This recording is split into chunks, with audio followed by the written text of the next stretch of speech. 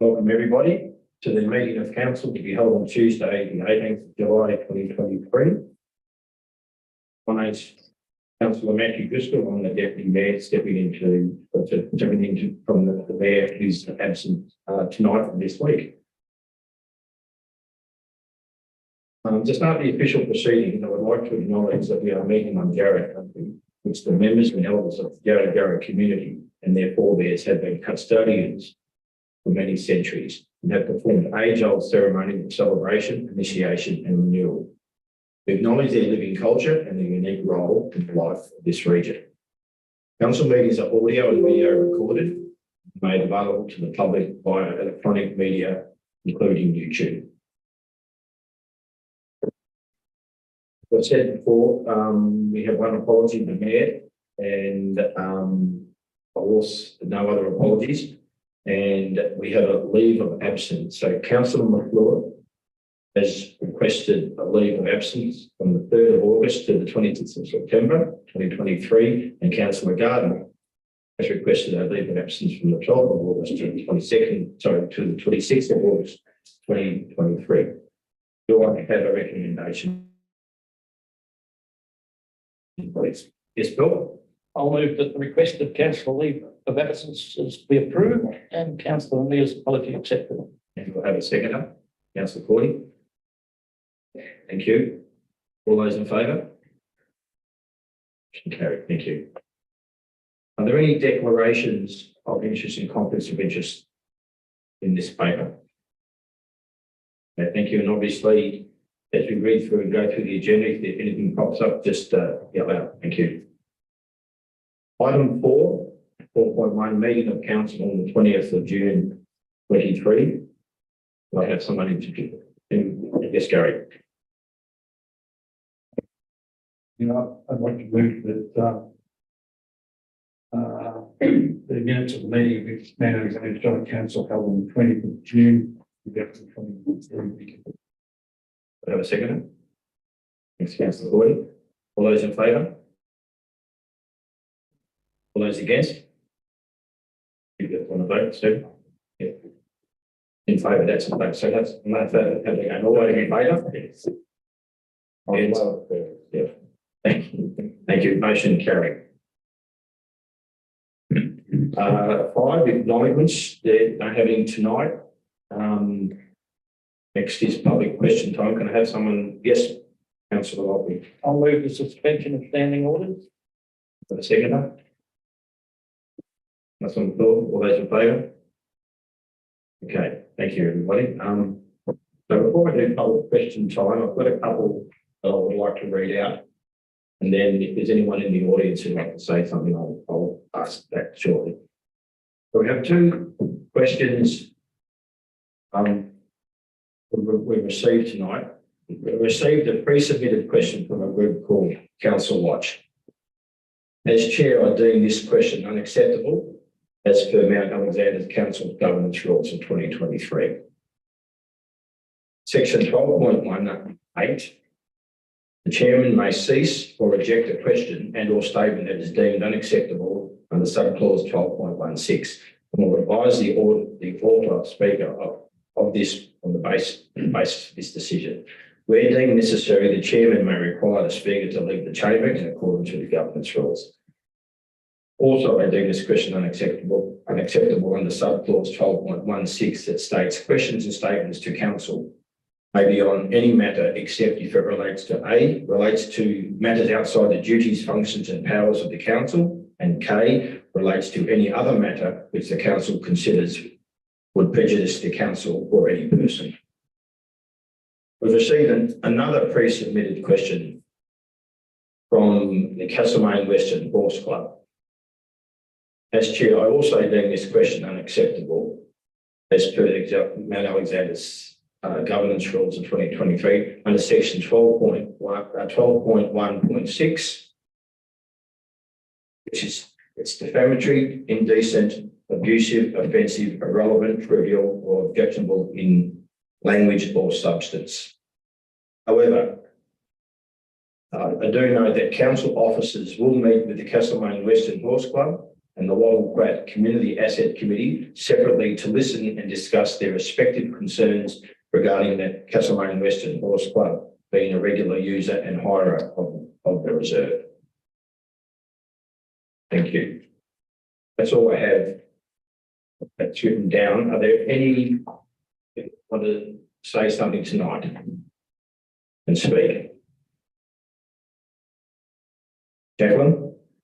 I'll just point out that, Jacqueline, thank you.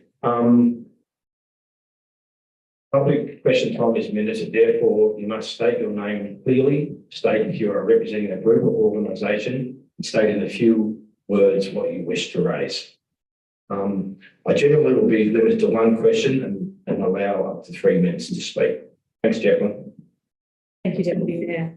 My name is Jacqueline Brodie-Hands. As you know, I'm the chair of Mount Alexander Business Association, who work to support and advocate on behalf of local businesses. But I'm speaking to you today on behalf of one particular business, my own, Shedshaker Brewing. However, I am advocating more broadly on behalf of many businesses, those businesses who form part of and participate in the Castlemaine Farmers Market. During COVID, the Castlemaine Farmers Market provided a lifeline to my own and to many other local small businesses, allowing local and regional farmers, producers, growers and makers the opportunity to connect with customers and to continue to trade even during the darkest days of lockdown and economic uncertainty. I cannot express how deeply indebted my business is to the incredible opportunity the Castlemaine Farmers Market provided and continues to provide. My request to Council today is for you to review and reconsider the complete ban on dogs at Western Reserve, which is the home of the Castlemaine Farmers Market. Whilst I understand and I appreciate why you would seek to prevent dogs on the playing surface of sporting grounds, the Western Reserve is not like Camp Reserve or the Newstead Recreation Reserve or any of the other sporting ovals in this shire. For one, it's not an oval. I attended the Harcourt Recreation Reserve on the weekend to watch the Mount Alexander Falcons play. There were dozens of families with dozens of dogs, all having a great time, all very well behaved, on leads, no fights, no issues. They stayed behind the oval boundary where there was plenty of space for them all. The Western Reserve has no such distinction between the playing field and any other part of the reserve. A ban on dogs from sporting grounds is a ban on dogs from the entire precinct, irrespective of what activity is taking place. For the majority of the time, that activity is not, in fact, sport. Council's own website promotes the Western Reserve as the largest open green space in central Castlemaine. And it states, this location is home to the farmers market and is the perfect place for public outdoor events, as long as those events do not involve your furry friends. This is not what the community asked for, when 71% of surveyed respondents indicated that they supported dogs on leads being allowed onto the Western Reserve. Why would the council ask the community what it thought, only to have this completely disregarded?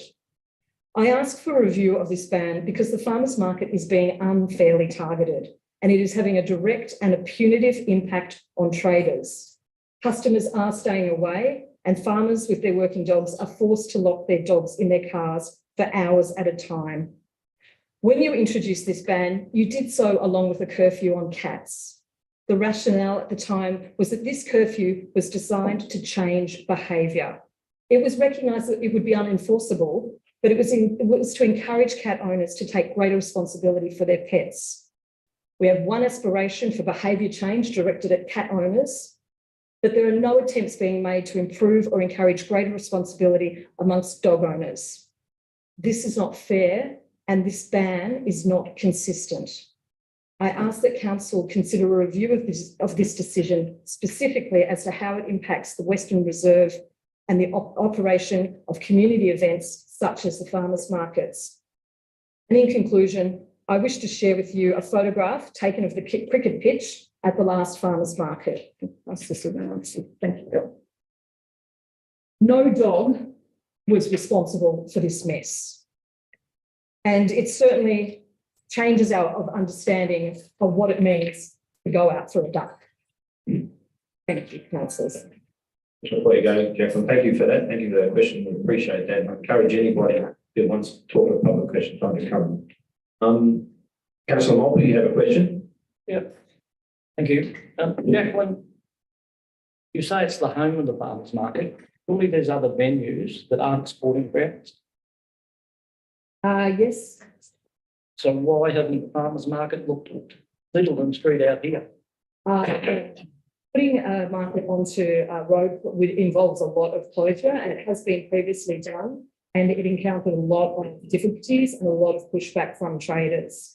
I recall when the market was on Mostyn Street, because it's necessary to close the road, it impacts on traders. So that was very problematic. I thought it was fantastic on Mostyn Street as a shopper myself, but I am aware that the local traders had a real issue with it.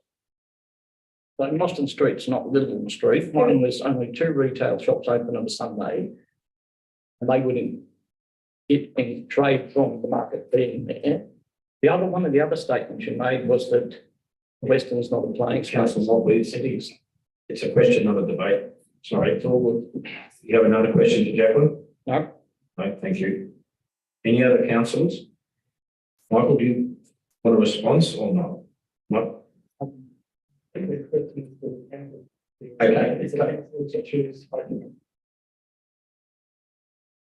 Thanks, Chair. Just to comment, Jacqueline, the councillors have certainly appreciated the concern and the different perspectives about that matter, and have asked myself and the staff to prepare some information for them to consider further. So we will certainly be taking that up, and the councillors will be talking some more about that in the coming weeks, I expect. Thank you very much. Once again, Jacqueline, thanks for the question. Any other questions from the floor? Or statements, or just if you just want to say something, that's fine. Yep. Okay. Okay, please step up to the podium and state your name. Sure. Thank you for the opportunity. My name is Brian Barmer, and I'm a farmer at Ravenswood South. I'm here to speak on behalf of, I think, the large majority of farmers in the Shire and Victoria in support of the commercial harvesting of kangaroos. Note on the council papers tonight is a motion regarding suggesting that the commercial harvesting of kangaroos should be banned, and I'm quite concerned as a farmer if it may cause some unintended consequences. Now, the state government of Victoria, through DECA, one of their department, conducts surveys of kangaroo population across Victoria every 2 years, and have done for the last since 2018. And they've identified that there's been a significant increase in the population of eastern grey kangaroos in that time. In fact, the Central Zone has the largest population in Victoria and increasing quite dramatically. Kangaroos in large numbers cause a number of issues for council and for farmers and for the community at large. They're involved in a number of traffic accidents causing fatalities, injuries, damage to property. And in fact, I live on Fogarty's Gap Road, and there's been 1 death and innumerable car accidents on that road related to kangaroo interaction with cars. They cause damage to pastures, to crops, and to fences. They compete for grazing and can have, and often do when the numbers are out of control, have a negative impact on native vegetation and on native habitat. Although they're native animals themselves, when the populations become what is considered to be too large, they often have a very untoward effect on local native animals and their habitat. The Kangaroo Harvest Management Plan is a highly regulated plan. There's been, as you know, probably know, it's been out for consultation. It's been reviewed after a 3-year period, and the state government have sought feedback about how the activity could be improved and should it be continued. My own experience, I'm not a professional shooter, but I've travelled with professional shooters a number of times, is that It's a highly regulated program. Professional shooters who have to do training and be licensed are involved, and the numbers are closely regulated because of the tag system. So based on the population that the state government identifies in any particular zone, they will then allow tags to be issued to manage a maximum of 10% of the population in any one management plan period. The professional shooters need the approval of the landholder that they shoot on, and in most cases, notwithstanding, there's been some issues raised in the press. In most cases, they choose not to shoot around urban areas or peri-urban areas. They choose to shoot on larger properties where there are more kangaroos. And therefore, theoretically, or not always practically, but theoretically, minimal impact on peri-urban areas. As I said, I've been out on a number of occasions with professional shooters, and in my experience, they're very sensitive to disruption to neighbours with lights or guns, very sensitive to safety, humans' safety, and paranoid about animal welfare. And notwithstanding the fact that we've read a number of cases in the press about inappropriate behaviour, I don't believe that they have been caused by professional shooters. Professional shooters, it is their occupation, and they are very sensitive, in my experience, to make sure that they do things properly. Nearly finished there, Brian. Okay, I am. But I note in one of the motions that the commercial shooting provides very little financial impact in the Shire. Maybe true, maybe it's a relatively small amount in terms of the pet food that is produced by that, but as a practicing farmer, I can tell you that if kangaroo numbers grow any further, it will severely impact on the ability of farmers to manage their property and continue to run profitable businesses. You may well be aware of the incident in Mount Mason last week where a farmer's talking about 1,200 kangaroos on his property and he's running half the livestock he would normally run. Anyone has to stop you there. Thanks, Brian. Thank you very much for that, for your contribution. Sorry, before you go, Brian, any councillors want to ask a question of Brian? Yeah, Councillor Henderson. Thanks for coming and speaking to us. Appreciate that. You say you've been out with professional shooters on your property, presumably. And so would you say that there are presently a lot of professional shooters active in this shire? I can't comment on that. I would say that from a market point of view, I can understand the sentiment of the motion that why would we allow professional shooters to come in here and shoot, but I think that's partly to do with the population, the identified population. Yeah, absolutely. I'm just wondering what your experience might have been in terms of. No, I haven't any experience with people outside the Shire, only people that live inside the Shire and get their income. Thank you. Thank you, Brian. Any other questions? Thanks very much, Brian. I appreciate that. Just want to point out, though, the notice of motion, if it does get up, is that council advocates for the banning of commercial kangaroo harvesting in Mount Alexander Shire Council to the Victorian Government, relevant ministers and departments. So we're advocating for that. Any other questions from the floor? Okay, can I have someone resume standing orders? Councillor Maltby. I'll move that we resume standing order. Thank you. Do I have a second? Councillor Cordy. Thank you. All those in favour? Excellent. The next item is item 7, petitions and letters, which we have none. And next item after that is item 8, committee reports, of which there is nil. So now we come to officers' report 9.1 community. Can I have someone introduce this item, please? Thank you, Councillor Gardner. Mayor, Purpose of this paper is to submit to council an annual report regarding the activities and performance of council community asset committees.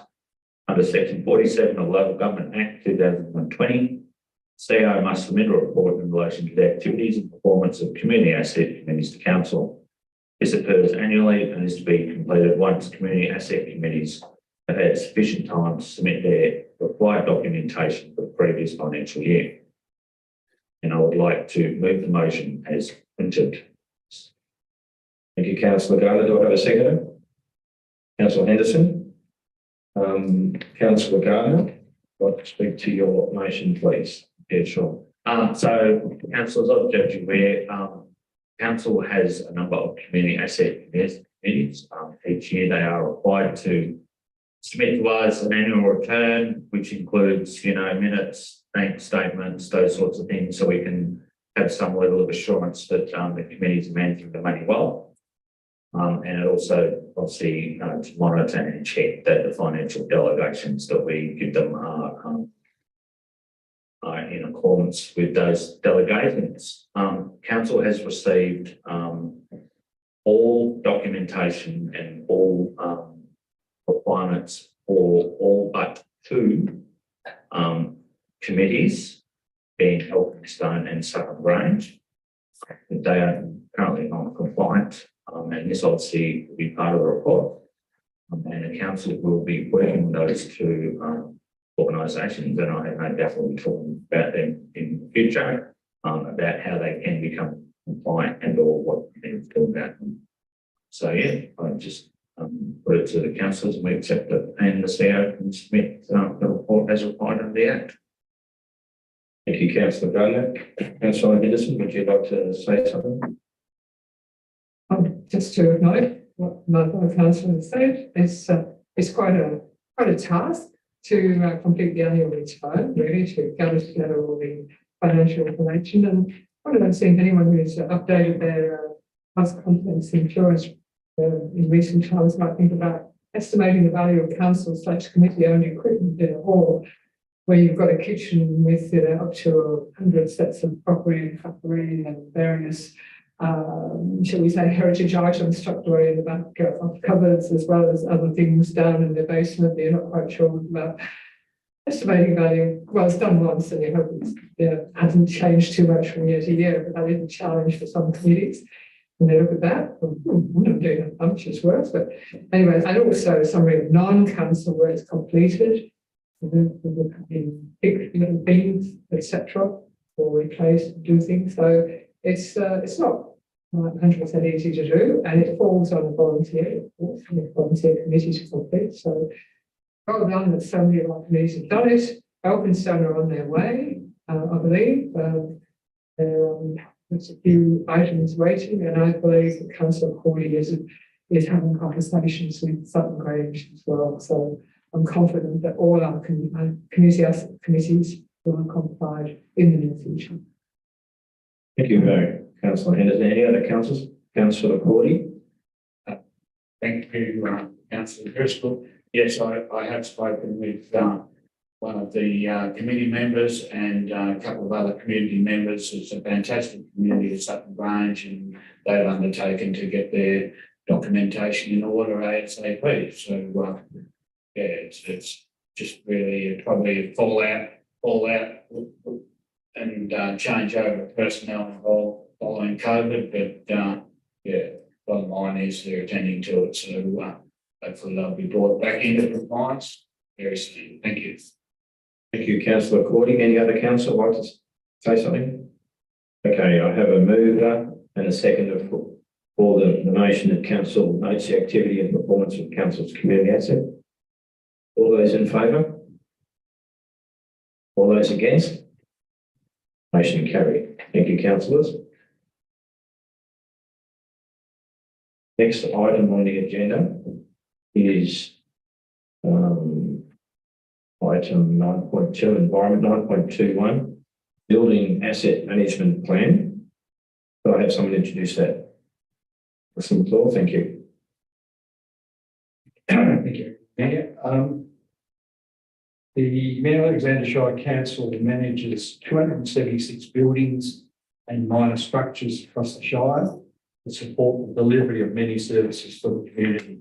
These buildings range in age and quality and function and vary from simple shelters and storage sheds through to amenity blocks, libraries, office blocks and community centres.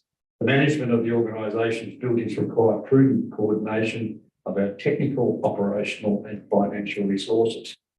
The purpose of the Building Asset Management Plan 2023 to 2028 is to formally document a sustainable and strategic approach to plan, develop and maintain the organisation's building assets through their entire life cycle, from acquisition to disposal.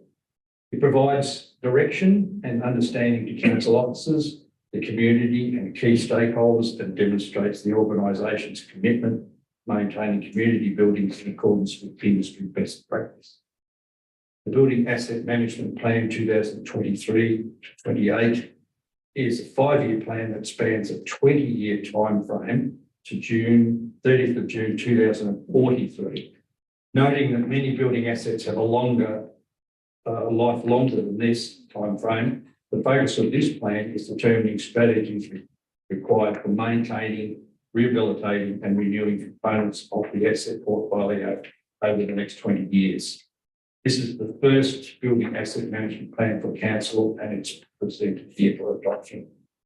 I'd like to put the recommendation that council adopts the building asset management plan 2023 to 2000. Thank you, councillor McClure. Seconded. Thank you. I'd call for the second, please. Thank you, councillor Maltby. Do you want to speak for motion, councillor Maltby? No, Sorry. that's all good. Okay, thank you. Any other councillors want to speak on this? Gary? Thank you. Just want to, first of all, I want to congratulate Michael and his team for this document. It's a great document and it's been put together by both Michael and Michelle Hayward. I'm sure we've done a lot of work on this document. It's a great document. There's been a lot of work in putting this together. Basically, as I said, details an asset management plan for the next 20 years. It has forecasts on finances across the organisation. It details the level of service that these buildings provide. It looks at future demands across the organisation. The assets that we're talking about, it details and provides a life cycle management plan for all our assets. It provides a financial summary which details long-term financial planning for the next 20 years. And it provides plans for improvement and monitoring the assets. So it is a great document and I put to council support this document. Thank you. Thank you, councillor McClure. Councillor Maltby, would you like to speak? I'm fine, thank you. Okay, any other councillors like to speak on this motion? Okay, great. Well, we have a mover and a seconder. All those in favour? All those against? Motion carried. Thank you. And the next item, I think, is both to the CEO's part of that one. Yes, 9.3.1. Could I have someone introduce that, please? Councillor Cordy, thank you. Thanks for that, Councillor Driscoll. This item 9.3.1 is approval of leave the Chief Executive Officer from 25th of August 23 to 10th of October 2023. This report seeks council approval of the CEO's leave, Darren Butto, and it also seeks approval for the appointment of Michael Lanier as acting CEO from 5 p.m. on Friday the 25th of August to 8:30 a.m. on Tuesday the 10th of October 23, inclusive. And I would move the motion as printed. Thank you. Councillor Driscoll. Thank you, councillor Cordy. Do I have a seconder? Seconded, Mr. Chairman. Thank you, councillor Maltby. Councillor Cordy, you want to say anything to your motion? Yes, look, Darren, in his role as CEO, he works very hard for the organisation and well earned leave, and I'm sure all the councillors will support it. I'll keep telling, councillor Anea, our Director of Infrastructure, Director, not councillor. Director Anea, sorry, councillor Anea's not here. Director Anea that, he's, living the dream and it seems to, roll on. So, very good experience for, Director Anea to, act as CEO.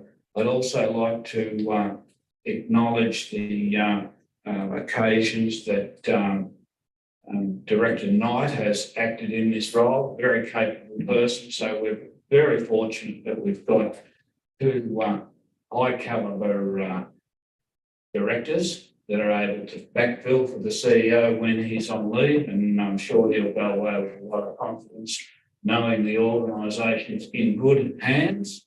And I'd also note that in the recommendation, just a little reminder for Director Anea, no approval of changes to the organisational structure, no approval of new permanent positions, and no rebanding of current positions. So you've got pretty tight portfolio there. But anyway, I'm sure Director Anea will do a great job in having to support this. Thank you, Councillor Driscoll. Thanks, councillor Cordy. Councillor Motley, would you like to say anything? Yes, there's no doubt, councillor Cordy's comments are correct. Darren does deserve a break and Michael will fill his shoes quite well. Thank you, councillor Motley. Any other councillors want to speak on the motion? Probably shouldn't say this, but I think every time Darren's gone away, there's been an issue. So Darren, I'm hoping you have a nice time. And Michael, it's quiet. Any other councillors? I wasn't going to mention. Any others? No? Okay, so we have a motion in front of us. All those in favour? Motion carried, yeah. And have fun, CEO, and good luck, councillor, Director in the end. Thank you. Okay, the next item on the agenda is 9.3.2, the annual plan actions 23-24.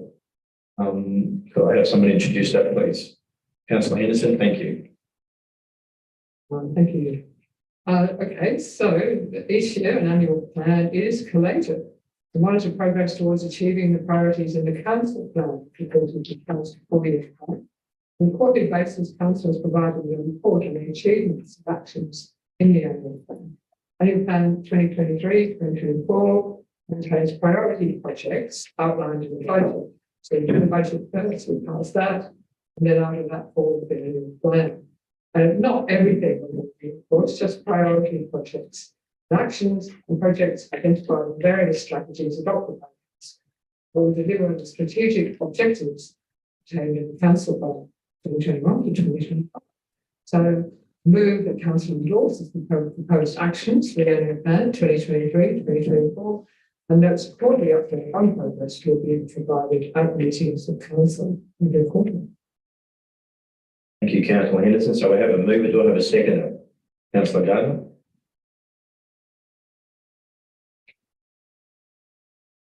Oh, sorry. Councillor Henderson, would you like to speak to your motion? Extensively, thank you,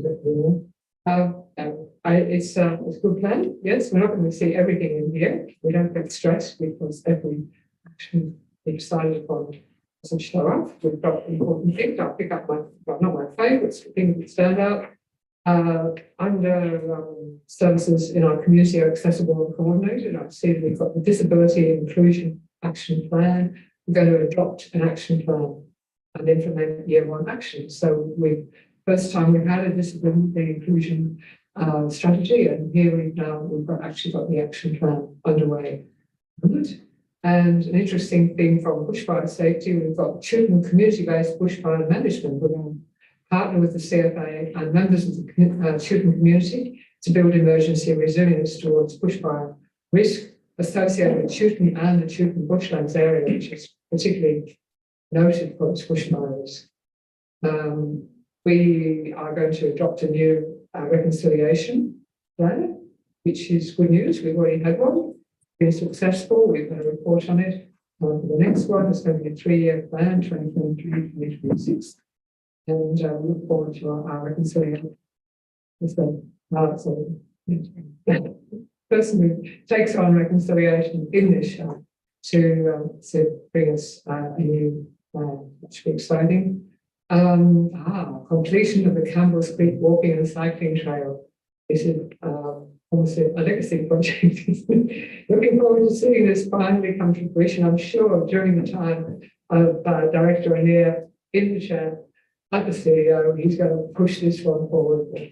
Hopefully, finally we'll find those construction people are going to build this. That'd be great. It has proved problematical, and not from council staff point of view, but just finding those people. It's a tricky one. We'll get there. And also, here's the Frederick Streetscape redevelopment stage 1 construction. Price keeps going up with the price of materials, etc., keeps rising, but we will do it. I'm really looking forward to transforming Frederick Street from that interesting little street we walk down, usually on the road if we need, and people driving cautiously, to becoming a true shared way for pedestrians and all sorts of traffic, and much upgraded. Good. My favourite. Commence construction of the Vaughan to Rilta low-level bridge. Well, I'm still on council. You've got to do it, or I'll understand it. And I really believe this might happen. We've almost got everything in place. Yes. All right. See, he's been nodding like this for a while, but yes, I believe it. Looking forward to that. My goodness me, when the river goes down, gets started, it'd be fantastic. Improvements to the Woodfall Recreation Reserve. And that started already, Councillor Gardner? Construction of all gender pavilion for netball. Yeah, that's fantastic. I remember the day when that was just a wild dream. People would say it would never happen. So that's terrific. And Norwood Hill at the reserve, we're going to complete stages 2 and 3 of the Norwood Hill Master Plan, delivering a youth space to improve basketball, netball ring, hit up wall, parkour, closure of Lawrence Drive, and new plantings. That's been something that is, I think, a great example of community consultation project. Stage 1 is been delivered and being well used, I believe, fantastic upgrade, and now the rest of it's done. And then here we've got the middle years plan. We've got the new middle years plan, so that's great. We've got the new early years plan, and now it's time for the new middle years plan. We've got it. I think it's already been done, and I think we're going to have to start driving it. So yes, it's all happening, and we look forward to seeing the quarterly reports. So yes, I'm impressive. Thank you. Thank you, Councillor Henderson. Councillor Gardner, would you like to speak to the motion? Well, I was going to, but I'm not sure there's much left.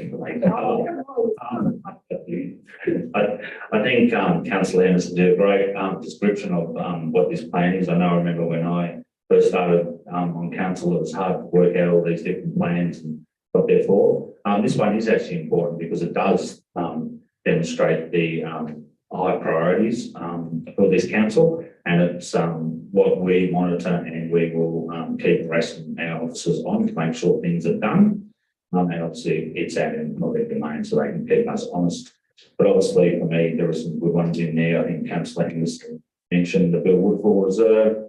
There's lots of upgrades to facilities, which is really great, and also the housing affordability stuff. So, and then looking at industrial land reserve reviews and rural living assessments. So it's going to be a busy year. Thank you, Councillor Gardner. Councillor Corey. Yes, thanks for that, Councillor Driscoll. Just one of the big ticket items that hasn't been mentioned is $2 million going into construction of levees, about 2.2 million there. So fabulous project, and going to be a very interesting project. So look forward to seeing action on that one. It's one of those ones that's been talked about for a long time, but this council just continues to deliver. So well done. Thank you. Thank you, Councillor Corey. Any other councillors like to say something? Okay, we have a motion. All those in favour? All those against? That's a unanimous. Sorry. Thank you. Motion carried. Yeah, next item up is 9.3.3, the financial plan for 2023. Councillor Cordy, if you'd like to introduce that, thank you. Thanks for that. And picking up on Councillor Gardner's comments, we do have lots of plans as a council, but got to work on the theory that you plan for success. Financial plan 2023 to 2033, basically it sets out in a great amount of detail what council's spending is going to be, and also what the income is going to be. But council's focused on remaining financially viable in the medium to long term. It's setting out how we're going to reliably deliver the works and services required by our community, and that following on from the asset management plan, assets are maintained at appropriate levels and they are renewed, upgraded or replaced as planned. And the other underlying thing is that current ratepayers are funding the works and services they consume now and are not burdening future ratepayers. The new concept there, concept of intergenerational equity. So that's something takeaway point from tonight's meeting. But I'll move the recommendation that council adopts the updated financial plan 2023 to 2033. But before I do that, I would just acknowledge the work of Director Knight and also Executive Manager Corporate Services Carolyn Ross in the preparation of the plan. Thank you. Thank you, Councillor Cordy. Do I have a seconder for that? Councillor McClure.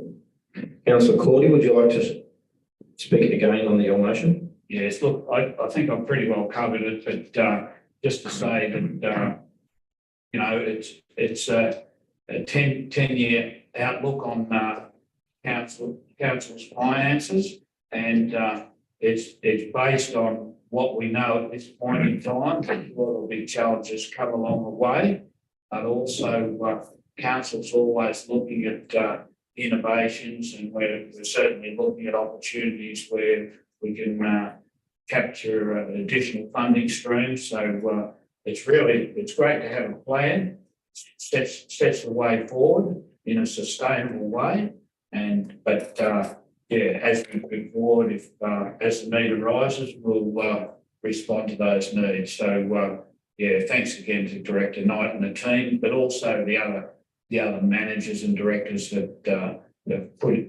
had input into the plan. Thank you. Thanks, Councillor Cordy. Councillor McClure, would you like to speak to your motion? Sorry, to your senator. Thanks, thank you, Mayor. Just to add what Tony's good summary of the plan, it's a great plan. Thank you to Lisa, the Director of Corporate Services, Community Services, Lisa, and Carolyn Ross for all this. I know we talked about it at length. One of the issues that my greatest concern is the rate capping and the fair go rate system that all councils are subject to. Council operates in an environment where approximately 60% of its income is subject to capping. So according to this fair go rate system, in contrast, council's expenditure increase at a rate greater than that set by the rate system, by this fair go rate system. When you look at inflation, you mostly find what we're sitting at 5% or something now, and if that continues on for a period of time, council's going backwards. I have some serious concerns about the ability of councils to operate in the future. I mean, a lot of our work is goods and services, or purchasing materials and services. They're going up at, in some instances, a greater rate than 5%. I've seen increases of 30% in our industry, in the building industry. A lot of those services and materials that we use in this council. So capping rates at 3.5% is probably a good idea, and it's a fair way to do things, but it's just going to put this council, I believe, moving into the future in a perilous position that we'll have to be very careful of. And it may be at some stage there might need to be some hard decisions made by this council or future councils how we continue to deliver our services without dropping dropping off the level of services, but it is a good document. And those officers for putting it together. Thank you. Thank you, councillor McClure. Any other councillors like to say something to this? No? Okay, thank you. We have a mover and a seconder. All those in favour of the motion? That motion carried. Thank you. Thank you, councillors. Next item on the agenda is item 10, delegates report. And once again, is there any councillors want to say delegates report? Okay, CEO, over to you. Thank you. Thanks, Mayor. First of all, thanks very much, councillors, for allowing me to have a holiday. And I very much appreciate that. And I certainly appreciate your words as well, Councillor Cordy. I think that's absolutely right. We are very lucky to have the calibre of directors that we do have in this organisation, both equally able to step in and fill in whenever I need a holiday. So very much appreciated by me as well. So thank you for that and for saying that as well. Just a couple that I'll pick up on. Of course, the Mayor's not here to do a couple for me that I wanted to mention. A couple of meetings ago, I think it was, Councillor Henderson raised the notice of motion in relation to the concerns about the Metcalfe CFA fire shed project not progressing, and you all supported that motion, which was for me to write to Minister, the relevant Minister, but also to write to Mary Ann Thomas as the local member, also happens to be the Minister for Health and Health Infrastructure and Medical Research as well. I did that, and I think it was probably inside of a week, Mary Ann Thomas contacted me and said, can we talk about that?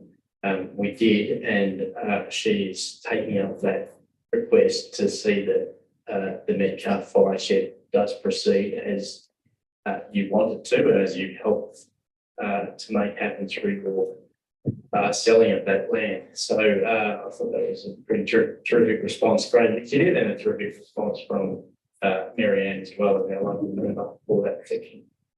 On the other hand, there's a turn of both sides, I think, would be appropriate. Yes. So we'll wait to hear more, but she was certainly passionate about making sure that it happens in a timely way. The other one I wanted to mention, it's not actually on there because it only happened today with the news of the Com Games being cancelled in Victoria.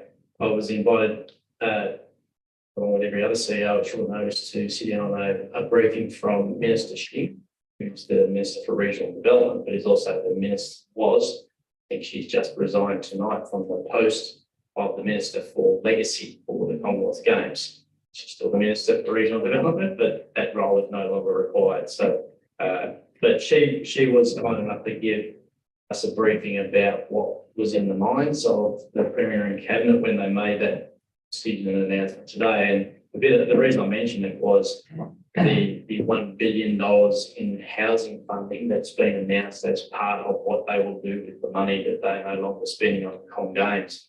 And I put the question to her about that $1 billion going to rural and regional Victoria. Will there be a separation between what's invested in regional cities and rural Victoria? Because as you know, that's the challenge that we always have if we're competing against the regional cities, dollar for dollar, or costs in the rural areas compared to costs in the regional cities are very different. Scale is very significant in the equations for the building developments that happen. So she didn't say that there would be separate funds, but what she did say was that equitable allocation of those funds was very important to them, and they wanted to ensure that rural councils are not disadvantaged by scale type thinking when those allocations happen. So I thought that was a really promising statement that she made to us, and I understand there will be what they're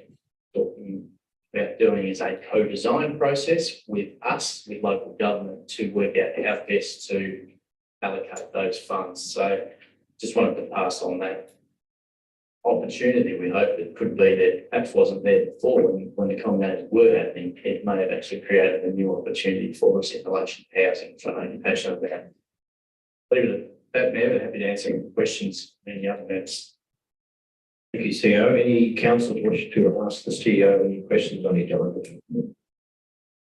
Just want to ask about panel member for International Local Government Information Unit session, finding long-term sustainability options for local government.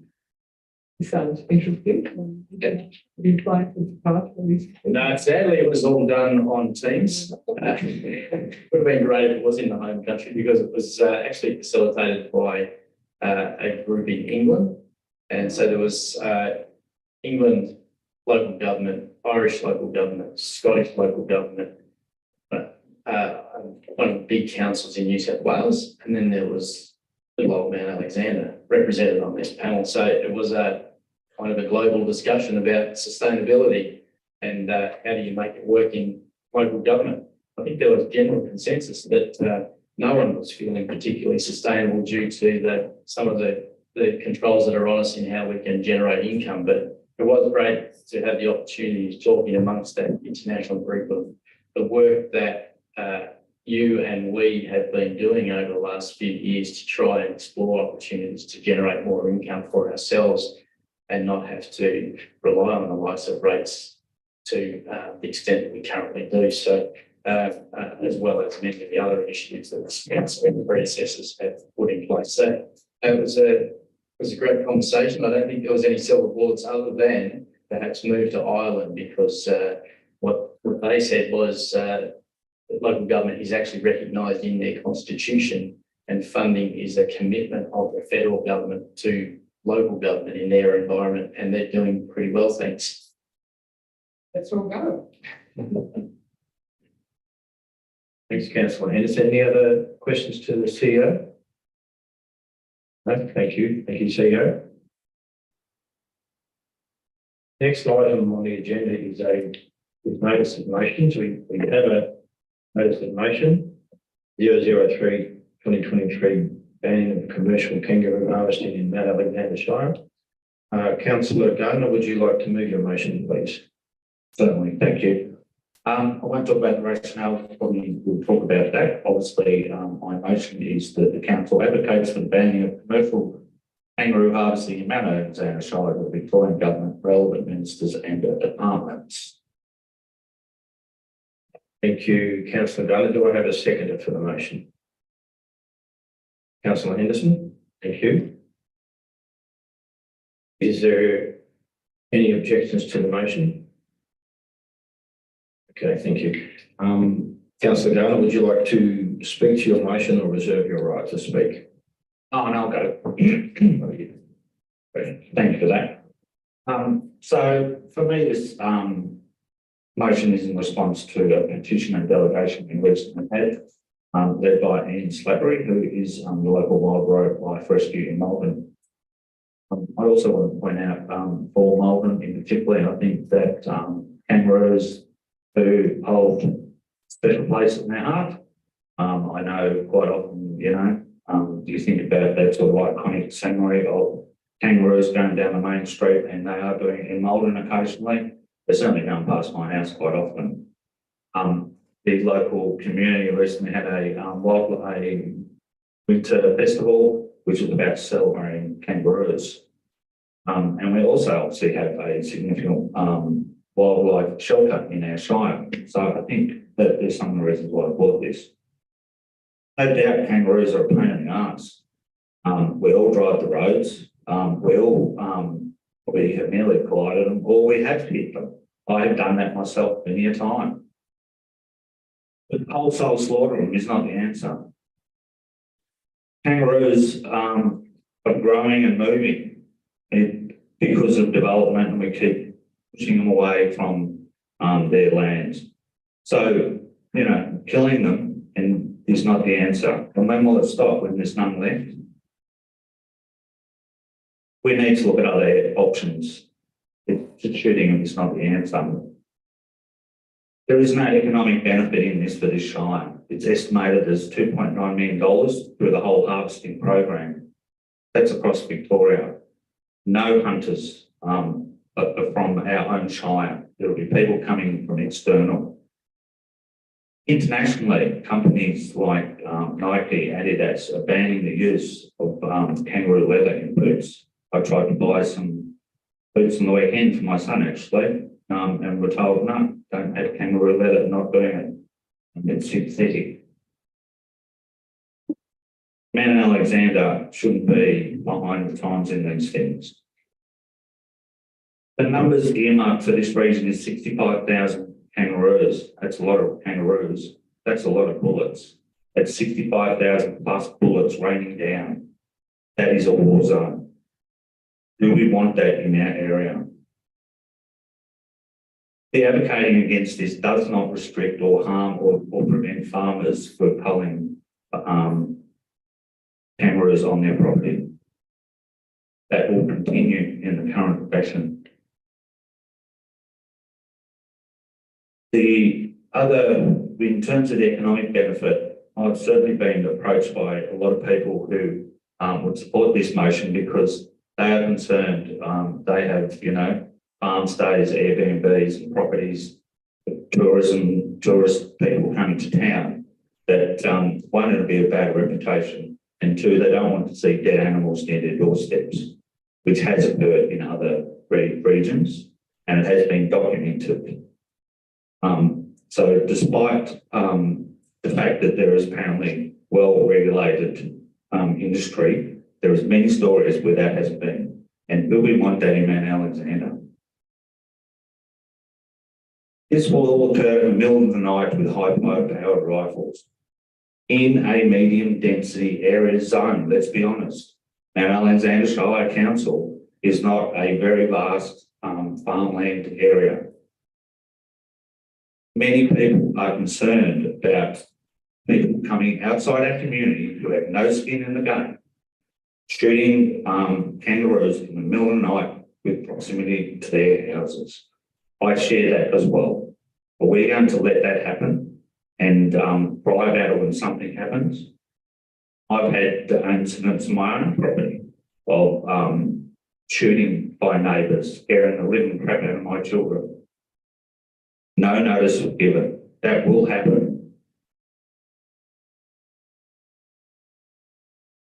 Promoting this and allowing it to happen in our council, in my view, is also against our own strategies.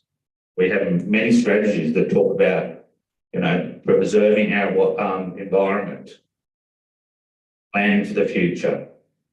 But I'll see this went ahead. This is against those. So, councillors, I know that kangaroos are put in the arts. I don't see any benefit to this council in allowing it to come in to happen, and I would urge you to support this motion in advocating that it doesn't occur in this shire.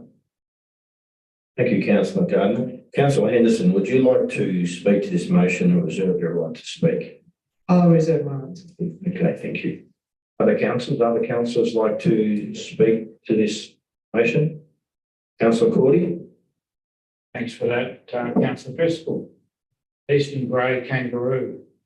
The state government advised that there's 900,000 of them in the central region, several million in total. They're not an endangered species. Professional shooters harvest is conducted under strictly controlled conditions in accordance with Victorian state government guidelines. We've not had a single complaint about conduct of the harvest. Our farmers support the program in its present form. It is better to have the harvest conducted by professional shooters than farmers. What the professional shooters harvesting excess kangaroo numbers, and it's used, the meat from a harvest is used for both human and pet food consumption, which results in jobs. In my area, where I farm, kangaroos are in plague proportions. The numbers jeopardise the viability of livestock and cereal producers. Councillors, we live in a rural shire. The motion before you is not in the interest of our farmers or agriculture. If you support and value farmers in our region, I request you oppose. The only endangered species in central Victoria, it's not the grey kangaroo that's an endangered species, it's farmers that are making a living. Thank you. Thank you, councillor Cordy. Councillor Maltby. Thanks, Mr. Chairman. Several things. One, harvesting of kangaroos is not wholesale slaughter because there is rules and regulations that have to be adhered to. Secondly, I'm sure that it's much better for them to be culled humanely by the professional shooter than the average bloke that goes out Saturday night to have a bit of fun with his shotgun. And there is economic benefit, and in fact recycling happening because the kangaroo carcasses are used for food, whether it be for animals or people. There's another economic benefit. When I went for a drive from Barkers Creek to Faraday a few weeks ago, 3 miles, 4 kilometres, whatever, there were 6 dead kangaroos on the road. Now those cars that hit them got to go and get their vehicles fixed. So the economic benefit is that they won't have to do that if the numbers are reduced. There has been a massive population explosion of kangaroos in this district and everywhere. I was only down at Taradale the other day and there was 20 in a paddock right in the residential area. Yeah, they weren't causing any trouble, but if that had been a farm, they could have eaten half the crop, whatever. So you either do it properly, and that's what this system allows, or you go back to letting every car hit one and every cowboy have a shoot on a Saturday night. It is more humane to do it by the culling method. Thank you. Thank you, councillor Maltby. Councillor McClure. Thank you, Acting Mayor. I don't support this motion either. I understand Stephen's passion in regard to it, and I understand a lot of the points that he's put forward, and I probably agree with some of them. But I think we do have a massive problem with kangaroos in not only in the Shire but throughout the state and probably throughout the country. The one issue that I have with this is that we haven't engaged with the people that are most affected, and that's the farming community. We're hearing from Councillor Cordy, who's one farmer. We've heard from another chap tonight, but we do a lot of community engagement in this Shire at the moment, but we haven't done any community engagement, I believe, with the people that are that will be most impacted by us advocating for this. And I think before I can support anything such as this, I would like to hear from those that are going to be most impacted by this, and that's the farming community. I really support them and the impact that it will have on their operations and their farms. We had a couple of emails today which urge us not to support it because of the impact that it's going to have on their land, the compaction rate of the land as the kangaroos move across it, competition with agricultural animals and pasture, the cruelty of letting kangaroo population get to unsustainable levels because many will starve in forthcoming drought conditions, reduction in valuable pasture, regeneration leading to starvation and loss of native species, enormous damage to fences and farming infrastructure when the number of kangaroos become unsustainable, and the increase in car accidents when the population of kangaroos gets out of hand. I rang one of the local panel beaters in the town, and we've got 2 or 3 of them. I asked him the question, how many of the vehicles that enter your premises have been damaged by collision with kangaroos? And he said more than 50%, and it would be the same with the other panel beater in town. So there is a lot of damage caused by the overpopulation of the species in our Shire, and particularly damage on the roads, the cars and vehicles. I've had personal instances where this has happened to us and it's cost us a lot of money. God knows what it must be costing the insurance industry. This has to support the damage to these vehicles. We can't just put our head in the sand and ignore this issue of the overpopulation of the kangaroos in our Shire, and I can't support it. I really can't until we do a little bit more engagement with our farming community and really understand what the impact is on their operations. Thank you. Thank you. Thank you, councillor McCall. Councillor Henderson, would you like to, your right of reply?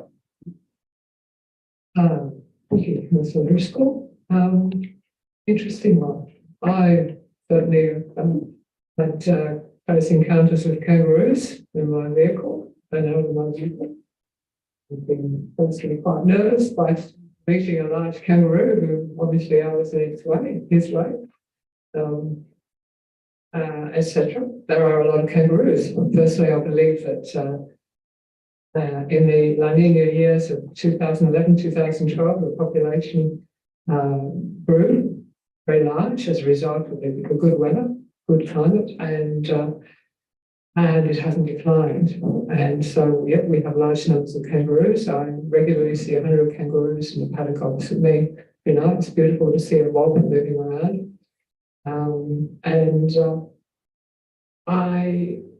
I could say I support kangaroo culling, but I can't. There's something about the fact that farmers can cull kangaroos on their properties, whether they're allowed to engage professional shooters to do that or not. Councillor Cordy might let me know if that's possible for a farmer to actually engage a professional shooter or two to go out and shoot kangaroos on their behalf.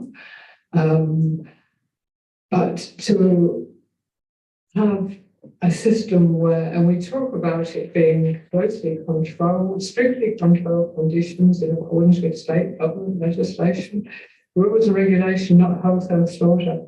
It's happening in rural areas in the middle of the night with spotlights, people with high-powered rifles.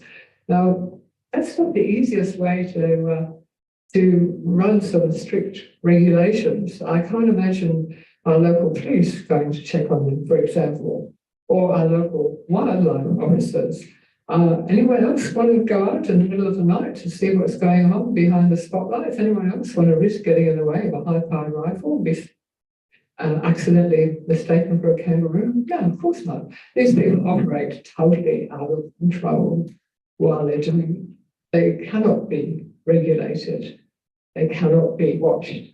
They do what they do, and we have to rely on them doing the right thing. I'm sure some of them do, but the stories that are coming out of areas that have a lot of kangaroo shooting, and we had some come here from the Grampians, from New South Wales, were quite horrendous on what was going on, the impact on neighbours who had not given permission for these people to come on their properties and shoot, but they were shooting right along their fences night after night. The impact on businesses where they were trying to run local tourism, ecotourism, Airbnbs, the impact on people seeing youths loaded up with kangaroo carcasses, dripping with blood, driving through the back streets of their local towns and villages. Not a pretty sight. It started pretty bad, and I believe that we haven't actually seen the impact of it here, but we were warned. The numbers have been depleted, and you've got the most left. It's going to happen here. That's what they told us. And is it happening now? Maybe it started. I don't think it's the way to tackle the kangaroo problem. I really don't. I think it doesn't sound good. And although I know there's a kangaroo problem, I don't think this is the answer. And even if it did severely reduce the numbers, they move on, those kangaroos come back. And you've just got a lot of carcasses and a lot of people who've been severely impacted for one way or another of those kangaroos. So I support the motion to ask if we can put a submission in to the state government and say, we'd like it to stop. Thank you. Thank you, Councillor Gunner. That's not voting, Councillor Henderson. Councillor Gunner, you are right to reply. I don't want to labour it too much, but I think I find it ironic that we are talking about economic impact and we're going to put panel beaters out of business. But really, do we care about insurance companies? I did want to point out, though, Gary, I understand your position and view. And you did quote, 2 submissions, when in fact, I think, and the CEO can clarify this, I can't remember now, I wasn't going to use it, but I will. In the very short period of time, that people become aware of this, there was actually 23 submissions. 1 was a farmer, and 2 are outside this shire. So that sort of gives you a broad indication, I feel. And now, obviously, I understand we've also been inundated and received a lot of other emails. And so one was from the BFF pointing out they're against it, hardly surprising, and things. So just in terms of that engagement, I don't disagree. I probably would welcome a larger conversation about this if we could go down that. But I suppose at this point, I really concur with Councillor Henderson. I just do not feel that this is the best way to be controlling or managing a wildlife, native wildlife in our shrine. Thank you, Councillor Gardner.